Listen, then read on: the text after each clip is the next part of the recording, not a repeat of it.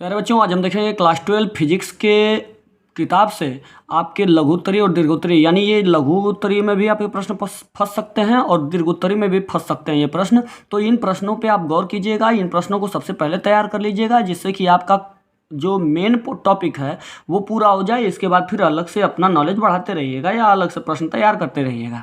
इसमें क्या है कि इसमें जो हमारा पहला प्रश्न है वो आप देख रहे हैं कि विद्युत बल संबंधी कूलाम का नियम समझाइए, इसके बारे में प्रश्न पूछता है। दूसरा प्रश्न है गॉस की प्रमेय लिखिए। तीसरा कि वैद्युत फ्लक्स की परिभाषा और मात्रक लिखिए।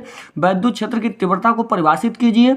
ओम का नियम, ये अगला प्रश्न है। और एम्पियर का नियम, फैराडे का नियम, लेंज का नियम, बायोसेवर्ट का नियम, किरचॉफ का नियम, इसके साथ साथ स्नेल का नियम। आपका ओमीय प्रतिरोध से क्या तात्पर्य है, या ओमीय प्रतिरोध किसे कहते हैं, या ओमीय प्रतिरोध से आप क्या समझते हैं, विशिष्ट प्रतिरोध से आप क्या समझते हैं, या विशिष्ट प्रतिरोध क्या है, या विशिष्ट प्रतिरोध किसे कहते हैं। ये प्रश्न आपका बनेगा। 14वां प्रश्न ये आपका बनेगा कि दो समांतर धारावाही रेखीय तारों के बीच लगने वाले बल के लिए सूत्र लिखिए। और अगला प्रश्न आपका बनेगा जो कि अगला प्रश्न है कि म्यू नॉट एप्सिलॉन नॉट का मान आपको पूछता है। इसके बाद फिर प्रतिचुंबकीय पदार्थ क्या कहा जाता है।